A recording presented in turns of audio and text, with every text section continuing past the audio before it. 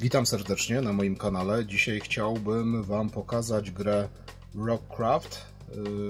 Niesamowicie wydana gra o takim typowym amigowym DNA, co będę chciał Wam tutaj pokazać i udowodnić. Oczywiście każdy ma prawo do swojej opinii. Jak widzicie, gra jest przepięknie wydana i to wydanie to jest pierwsze wydanie i otrzymałem je dzięki tutaj uprzejmości użytkownika z PPA o nickname'ie Dawka. Także bardzo dziękuję. Tym bardziej, że jest to tytuł z tych, które lubię, czyli nietypowa zręcznościówka, która jedynie co ćwiczy to synapsy i szybkość ruchu. Natomiast tutaj troszeczkę przynajmniej trzeba pomyśleć. Jest to gra turowa, ale ta turowość jest ograna w taki bardzo grywalny sposób, miejscami troszeczkę uproszczona. Natomiast no, jest to bardzo zacny tytuł i fajnie, że takie rzeczy wychodzą nowe, ze względu na to, że naprawdę pod względem gameplayu, pod względem wykonania nawiązuje to do najlepszych lat Amigi. Co mamy tutaj w samym pudełku? Postaram się Wam pokazać. Dyskietkę będę chciał przygotować i pokazać Wam, jak to zrobić na Amidze. Dyskietkę sobie tutaj dołożyłem wraz z własną etykietą, mimo tego, że w pudełku również jest etykieta do stworzenia dyskietki, ze względu na to, że na nośniku CD-ROM, tak jak widzicie, tutaj mamy nośnik CD-ROM, mamy wersję grywalną pod CD32, czyli samobotujący się dysk. Równocześnie jest tu wersja na WHD Load, czy WHD Load, jak to woli. Mamy również wersję obrazu dyskietki i taki obraz dyskietki będę chciał wykonać na tej Amidze 4000, którą tutaj widzicie przed sobą, bez użycia żadnych dodatkowych urządzeń czy peceta. Amiga ma system Amiga OS 3.9 i ma takie oprogramowanie, które pozwala tutaj ADF-a, czyli obraz dyskietki, zamienić bezpośrednio na sam nośnik, który będzie się uruchamiał przy starcie Amigi. Także zobaczcie, oprócz samego CD-ROMu mamy piękną instrukcję. Instrukcja jest wydana na kredowym, śliskim papierze. Jest po prostu przepiękna. Zobaczcie, jak wyglądają postacie. Pixel art, taki typowo amigowy. To jest gra z amigowym DNA. Nie jest to gra, która sili się na bycie grą z późniejszej epoki, nie wiem, grą 3D, wydawaną, nie wiem, na komputerach klasy PC czy konsolach nowszych generacyjnie. Jest to gra taka typowo amigowa, jak dla mnie. Dlatego i jednocześnie troszeczkę zmuszającą do myślenia, taktyki, może nie jakoś bardzo, natomiast nie jest to typowa zręcznościówka, która ćwiczy tylko refleks. Musimy tutaj troszeczkę pogłowić się, pomyśleć. Co ciekawe, gra jest wydana na jednej dyskietce, wygląda przepięknie, muzyka jest super zrealizowana, także... i mamy generycznie tworzone levele, czyli plansze, więc za każdym razem wygląda to troszeczkę inaczej. Jest to naprawdę bardzo grywalny tytuł. Oprócz instrukcji mamy również, to ciekawe, zobaczcie, jak z epoki, kartka pocztowa, również gruby, śliski papier. Jakieś naklejki, w tym naklejka na dyskietkę, jeśli chcemy sobie taką stworzyć. Ja przygotowałem swoją naklejkę wcześniej, zanim jeszcze przyszła do mnie tutaj wersja pudełkowa, także nie miałem potrzeby użycia. Mamy również piękny plakat. Ja go tutaj zgiąłem i wrzuciłem do pudełka, żeby go nie zgubić. Natomiast otrzymałem ten plakat pięknie zwinięty i zabezpieczony przez Dawkę, który wysłał mi tą grę. Więc mamy pięknie wydanego boxa. z amigową grą, taką z tych ambitniejszych gier, ale bardzo grywalną. Za chwilę Wam pokażę, jak stworzyć wersję dyskietkową na podstawie tego, co mamy tutaj na CD-ROMie, a właściwie ja sobie ściągnąłem jeszcze nowszą wersję, czyli zaktualizowaną, i na dyskietce będę chciał zapisać obraz dyskietki. Także zapraszam za chwilę. Jak widzicie, Amiga już jest uruchomiona. W tej chwili włożę tutaj dyskietkę.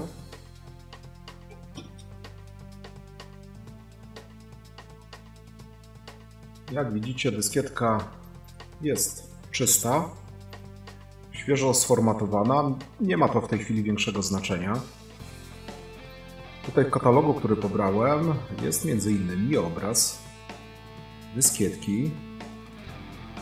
Jak widzicie, system 3.9 ma już defaultowo zainstalowany Track Saver, program, który tutaj możemy jak najbardziej użyć. I zobaczcie, wybieram sobie tutaj stację dyskietek.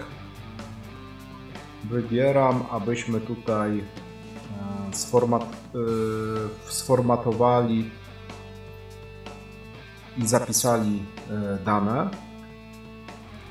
A tutaj muszę podać, gdzie znajduje się obraz. W moim przypadku jest to dysk gry i dema.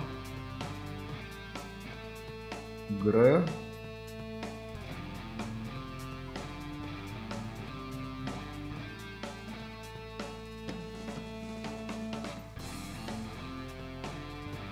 I mamy tutaj ADF-a.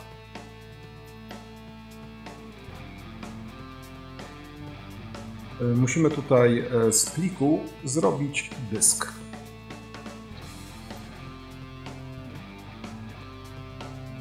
Jak widzicie, proces się zaczął, także możemy utworzyć dyskietkę bez potrzeby podłączania Goteka, PC-ta i tak dalej, więc możemy to zrobić na samej Amidze. Mam nadzieję, że się uda, że dyskietka nie będzie zawierała żadnych błędów. Jest to dosyć stara dyskietka marki Verbatim. Nośnik DD, czyli możemy tutaj sformatować na 880 KB w przypadku Amigi.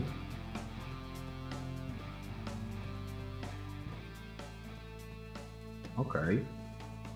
Mamy utworzony dysk. Sprawdźmy, czy to działa. Jak widzicie, wszystko jest tak jak trzeba. Ja sobie tylko może zmienię nazwę, żebyśmy tutaj, żeby to troszeczkę fajniej wyglądało.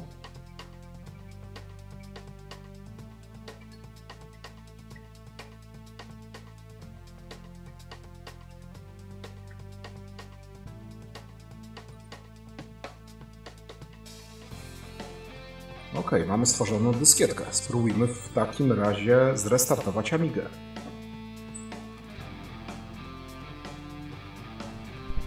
Amiga zrestartowana. Stacja dyskietek. W stacji dyskietek znajduje się dyskietka.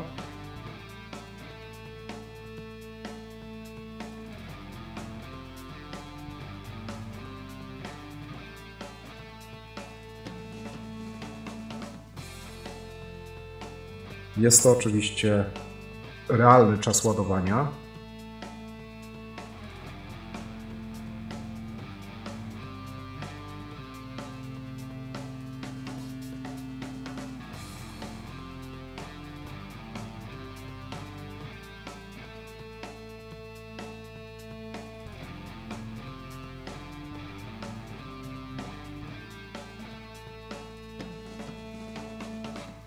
Ważne, tego nie powiedziałem. Gra wymaga 2 MB pamięci RAM, kości ECS, czyli możemy to uruchomić właściwie na każdej Amidze, która ma co najmniej 1 MB chip RAMu oraz megabajt dodatkowej pamięci. W tej chwili słyszycie muzykę, jest ona po prostu genialna. Zobaczcie, ile się mieści na jednej dyskietce, jakiej jakości jest grafika, jakiej jakości jest sama gra. W przypadku nowszej wersji, jak wiecie lub nie, doszedł m.in. high scores, więc możemy tutaj sobie też zapisywać wyniki. Przyznam się, że grając po przeczytaniu co prawda instrukcji pierwszy raz w ten tytuł, udało mi się przejść kilkanaście wygenerowanych planszy, co prawda na poziomie najniższym, ale za chwilę Wam pokażę, jak to wygląda. Mamy instrukcje, mamy informacje o twórcach, mamy tutaj, jeśli chcemy sobie zerknąć na najlepsze wyniki.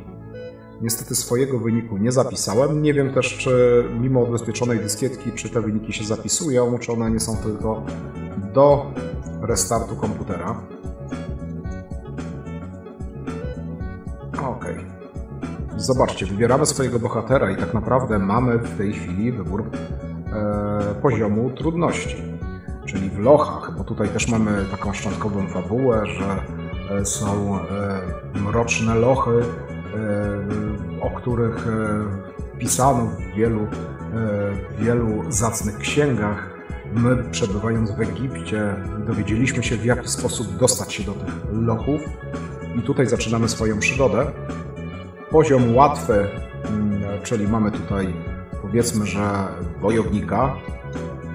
Mamy oczywiście tutaj dla poziomu średniego kolejną postać oraz tutaj dla poziomu najwyższego powiedzmy, że maga, może w ten sposób.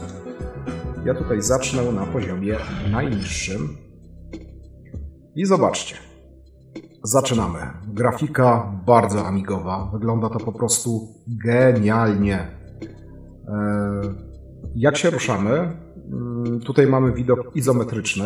Każdy ruch, zobaczcie, to jest jednocześnie ruch naszych przeciwników. To znaczy robimy to na zmianę. Nie jest to tak rozwiązane jak chociażby UFO, Enemy Unknown, gdzie mamy punkty ruchu i w ramach swojej tury możemy ruszać się, zostawiać punkty, ukrywać się za przeszkodami, zostawić punkty tak, żebyśmy jeszcze tutaj mogli walczyć, w razie czego jeśli nasza postać tutaj zobaczy inną, gdzie zdobywamy doświadczenie. Tutaj wygląda to troszeczkę inaczej.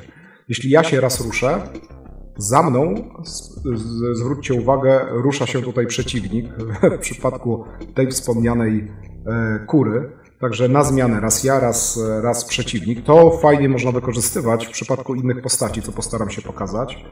Zobaczcie. Czyli ruch na zmianę i teraz ważne. Dobrze jest w ten sposób się ruszać, aby przeciwnik zbliżył się do nas, następnie my wykonujemy ruch w postaci ataku. Zawsze to jest więcej dla nas, więc warto tak korzystać. Mamy też oczywiście dodatkowe butle z różnymi substancjami. O ile to jest butla zielona, to jest to energia. Możemy też samą energię zebrać w postaci serca. Serce dodaje jakąś część energii. W przypadku butli chyba ona napełnia się na full. Mamy też siłę. W przypadku butli z innymi kolorami jest to troszeczkę na zasadzie generycznym, czyli używając danej butli mogą być różne efekty pozytywne dla nas, natomiast może być to na przykład dodanie siły lub przemieszczenie się z miejsca do innego miejsca, taki teleport w ramach mapy. Tak więc to jest takie troszeczkę losowe. Natomiast dosyć ciekawie jest to rozwiązane. No dobrze. Zwróćcie uwagę, że mamy tutaj swoje wyposażenie. Jeśli przytrzymam dłużej Fire, wchodzę na to wyposażenie i tutaj mogę sobie wybrać tą butlę, zużyć i tak dalej. Na razie nic nie chcę zużywać. OK. Rysuje się też mapa, jak widzicie na górze. O, tutaj już takiego trochę trudniejszego przeciwnika. Zobaczcie, mamy dwa pola, ja się zbliżę jedno, przeciwnik zbliża się drugie, teraz ja uderzam, więc jestem w lepszej pozycji niż ten przeciwnik. Fajnie można tutaj wykorzystywać pola, chociażby tutaj macie po prawej stronie w samym rogu, powiedzmy, że jakąś taką substancję trującą, nie wiem, kwas. To fajne, te pola można wykorzystywać, jeśli są tutaj w środku, tak żeby osłabić przeciwnika. Oczywiście później pojawiają się chociażby duchy, na które część taktyk nie działa, więc jest ta część taka, gdzie tutaj musimy troszeczkę bardziej pomyśleć. Zobaczcie, że jesteśmy w tej chwili w takim pomieszczeniu, które ma tylko wyjście w jedną stronę, więc tutaj nic więcej nie odkryjemy. Także idziemy tutaj dalej. Co musimy zrobić? Musimy zebrać tak naprawdę klucz. Zbierając klucz mamy możliwość, jeśli znajdziemy komnatę, to jest ta komnata. Na mapie, zobaczcie, została zaznaczona jako niebieski punkt. To jest komnata, gdzie możemy się tutaj przenieść, jak znajdziemy już nasz klucz. Czyli stąd przechodzimy do następnej planszy. No teraz jest akurat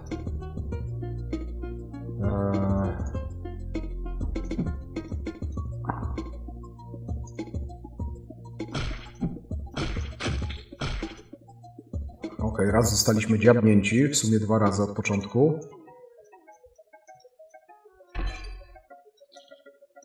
Zbieramy złoto, natomiast te skrzynki ze złotem później czasami bywają zaklęte i zaczynają nas atakować, także oprócz tego, że wygląda to przepięknie, śliczny pixel art, niestety nie widzicie tego, ale na monitorze CRT wygląda to prześlicznie.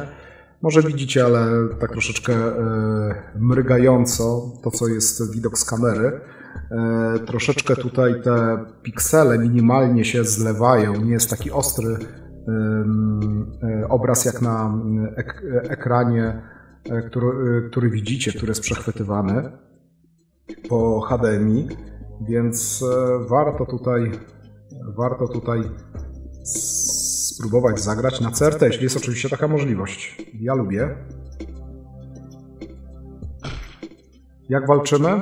Kiedy jesteśmy blisko już tutaj swojego przeciwnika i kierując ruch w jego stronę, automatycznie nasza postać walczy. Schodzimy tutaj w dół. Przypominam, że szukamy cały czas klucza. Zobaczcie, i ja mam możliwość atakowania. Nie zawsze trafiam oczywiście, nie zawsze też trafia postać. O, tutaj dziobie nas kura. Te kury też później są bardziej złośliwe i zamieniają się w ogóle w takie wielkie stworzenia. Także przyzwyczajeni jesteśmy, że one są tak mało groźne. Później się to zmienia. Tutaj mamy możliwość przejścia w 2 kierunkach. Zobaczmy. Super, mam już klucz. Teraz jakbym wrócił do punktu, gdzie jest niebieska plansza, niebieski punkt na mapie, to mógłbym się przenieść i przejść do innej planszy. Natomiast ja będę chciał Wam tutaj troszeczkę pokazać jeszcze tej planszy. Więc zobaczmy. O, tu jest bardzo fajne miejsce.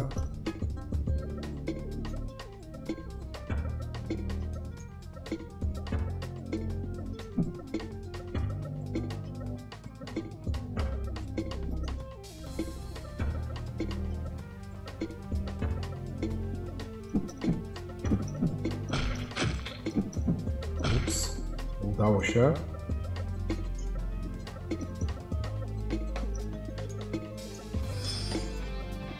Zebraliśmy serca i tutaj mamy na full w tej chwili energii, czyli serce daje jednak full energii, a dodatkowy flakonik zielony da nam ewentualnie full energii, jeśli będziemy tego potrzebować. Tutaj sobie jeszcze zbierzemy. Także te pierwsze plansze są dosyć proste. Warto tutaj zbierać różne artefakty i przydatne rzeczy, chociażby po to, żebyśmy mieli możliwość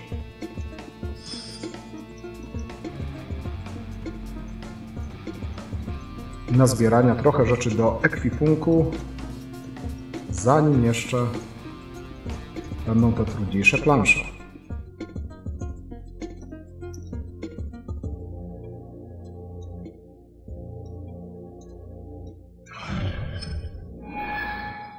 Jak widzicie, kolejne plansze i tutaj mamy już też nietoperze.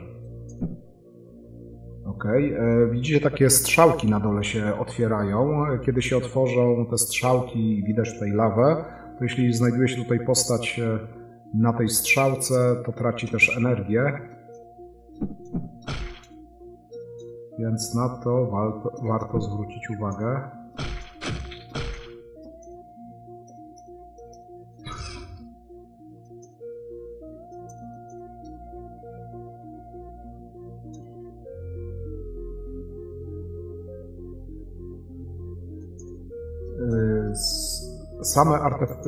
Nie znikają nam przedmioty, więc warto je zostawić, jeśli mamy na przykład dużo energii, to nie brać tutaj serca, zostawić sobie na później.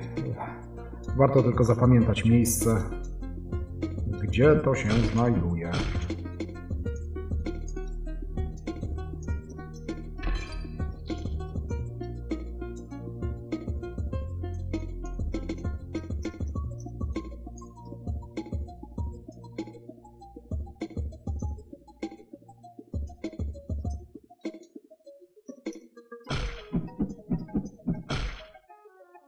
Okej, ja nie będę chciał też przedłużać tej rozgrywki, bo zazwyczaj udaje mi się, tak jak powiedziałem, dojść kilkanaście planszy przejść co najmniej. Chcę Wam jeszcze pokazać, zobaczcie, jeśli przytrzymam Fire, to zaczyna tutaj mrygać na dole nasz ekwipunek. Ja mogę sobie tutaj wybrać coś, co jest podpisane jako trucizna, natomiast ta trucizna daje nam energię. Więc to wygląda naprawdę fajnie. Jeszcze Wam pokażę działanie niebieskiej butli.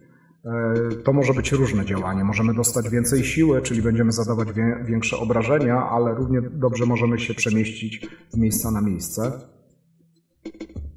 Ok, jest Rage, czyli dodaliśmy sobie tutaj siły, więc nasze uderzenia są tutaj silniejsze, mocniejsze.